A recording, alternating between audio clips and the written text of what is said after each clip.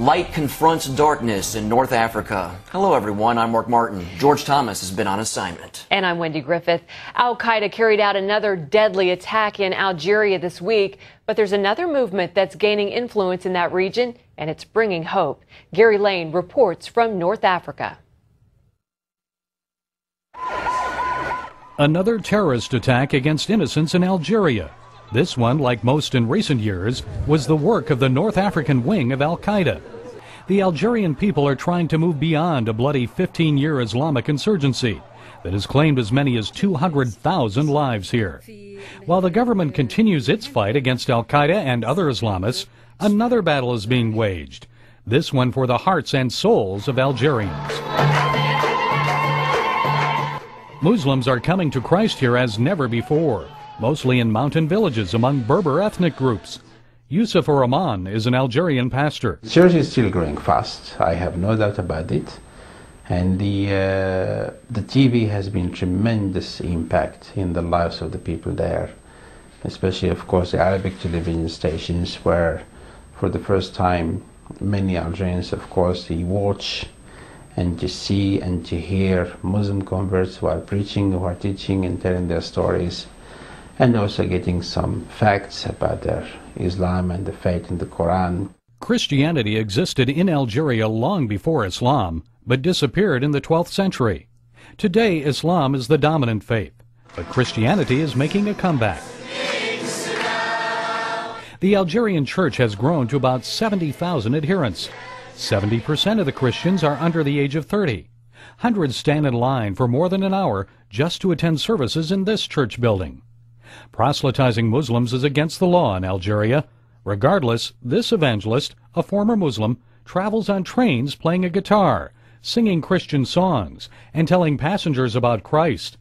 The train ride lasts about 5 to 6 hours, so he says he has a captive audience. Passengers cannot leave. Pastor Yusuf says overcoming fear of Muslims has been crucial to church growth. It has been a key, and I think the church has really a missionary-minded church now. They want to see more people coming to faith, they want to see more churches being planted, and they want to see that the Algerian church becoming an impact, not just for Algeria, but for other countries. Countries like neighboring Morocco. Here in Morocco, all through the mountains, the Berber tribes are coming to Christ in record numbers. And as they come to Christ, so too comes the persecution. Just ask Ashraf. We've hidden his identity and changed his name to protect him from harm. He left the Islamic faith for Christianity and began ministering to Muslims in remote mountain villages in Morocco. He showed many the Jesus film. Ashraf says he wanted to introduce the Berbers to a loving God who forgives them.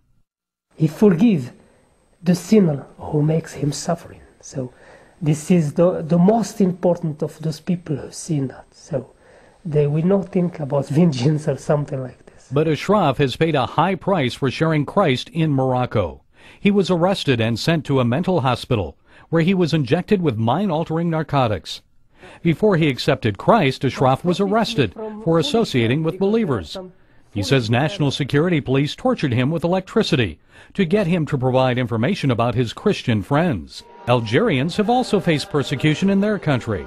Last year, government officials shut down at least 5 house churches and several Christians were arrested. 2019, I think we expect it will be a tougher situation because now there is a complaint from the religious leaders and the imams, the religious leaders, and in Algeria to complain against what's happening, the evangelization of the Algerians. Their pressure has already led to a new, tougher law, a hefty fine and imprisonment for those found guilty of shaking the faith of a Muslim.